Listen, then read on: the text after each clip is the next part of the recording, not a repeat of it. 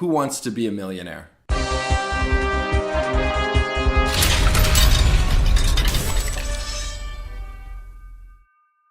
everyone, welcome back to Drawbridge Finance. This is my personal guide to setting up $1 million portfolio. It's a 12-week program and we're on week 11.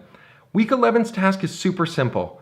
What I want you to do is contact your broker, make sure that the investments that you have made are set up in a dividend reinvestment program if they are available. They're not available for everything. There are different strategies with different brokers. Now, a lot of brokers are not going to recommend this strategy to you because it directly cuts fees out of their pocket. What it does for us as an investor is allows us to reinvest our dividends sooner than we would be by waiting for our account size to grow in cash. We just get those dividends reinvested every single month back into shares.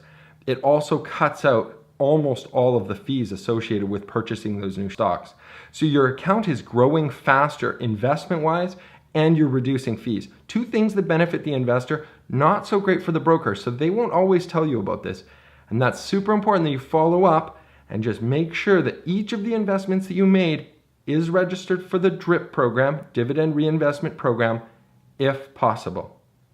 That's it for week 11. Thanks so much for watching. See you next week for the final week, week 12 of Levi's Guide to Building $1 Million Portfolio. Let's get rich together.